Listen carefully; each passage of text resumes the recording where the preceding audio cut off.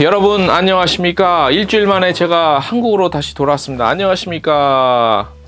자, 9월 11일자 월요일자 순서로 찾아왔습니다. 제가 저번 주에 미국에서 있는 동안 월요일자는 찍고 갔고 화요일자를 못해. 화요일자, 그죠? 동영상 화요일자를, 왜냐면 이 경유를 해서 도저히 제가 어디 뭐 공항에서 찍을 수는 없잖아요. 그래서 좀 그랬던 점을 좀 이해해 주시고, 대신에 그 뭐죠? 수요일자 목요일자 이렇게 다 했죠. 예. 아무튼 저기 고생하셨고 저도 고생했고, 자, 가서 찍어온 영상들 관련 내용들 차차 저희가 소개해 드리도록 하겠습니다. 오늘 헤드라인입니다. 대한민국의 관광객 어떻게 만들어야 하나에 대해서 고민해 볼 만한 자료가 하나 나왔습니다. 한국문화관광연구원에서. 요거가 오늘 전해드릴 요건 아닙니다. 오늘 이건 너무 전문성이 있어서 요거는 그냥 텍스트 뉴스에서 보시면 될 것 같고요.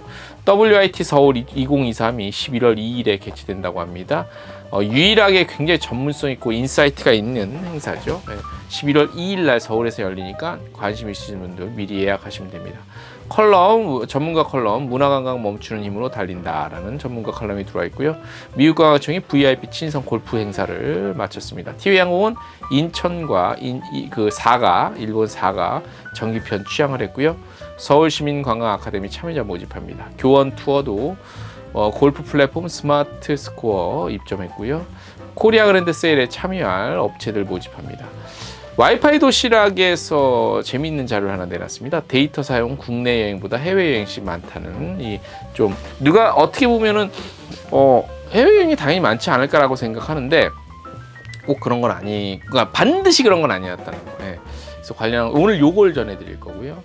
캐나다가 세계 4대 위스키 제조국이라는 사실을 알고 계셨습니까? 저는 몰랐는데.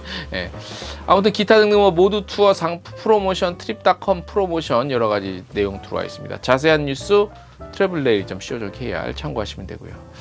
자, 오늘 요거 하나 좀 전해드릴게요. 여러분들 좀 그 와이파이 도시락도 해외 여행 가셔서 그 데이터 로밍 하시는 분들이 많고, 그 다음에 유심 하시는 분들이 있고, 요즘에는 이심 많이 하시고, 그런데 저는 주로 유심을 사용해요. 왜냐하면 이심도 좋은데 유심은 현지 전화번호가 나와서 현지에서 뭔가를 대여하거나 하다못해 자전거 하나를 빌리더라도 현지 전화번호가 필요한 경우가 굉장히 많거든요. 그래서 이번에 미국 갔을 때도 유심을 이용했는데 너무 잘 썼습니다. 자, 아무튼 한국인들은 여행할 때 해외에서 데이터를 얼마나 사용할지, 해외 데이터 서비스 전문기업 와이드 모바일이 한국인이 가장 많이 가는 여행지인 일본 상품 이용 고객들의 요금제와 현지 데이터 사용량을 분석을 해봤습니다. 참 재밌는 분석이야. 이거 누가 이거 한번 해볼까라고 생각을 했을까? 이분 상당히 크리에이티브예요.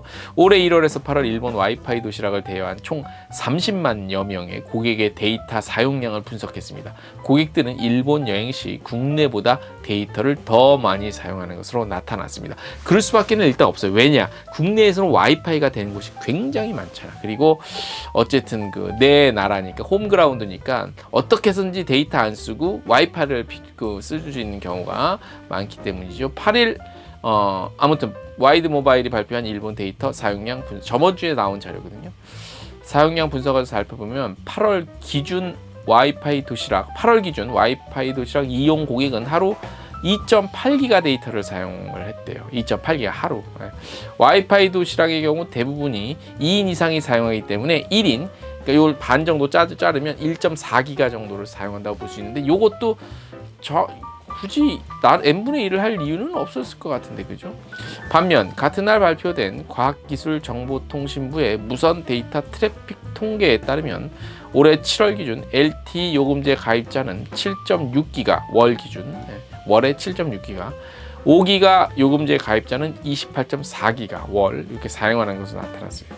5기가 요금제 가입자 기준으로도 하루 약 0.9기가를 사용하는 것으로 해외에서 오히려 56%가량 더 사용한다고 합니다. 국내에서 OTT, 동영상 스트리밍 등의 이용으로 데이터가 더 많이 사용할 것이라 생각하지만 오히려 해외에서 데이터를 더 많이 사용한다는 걸 알 수 있습니다. 왜냐?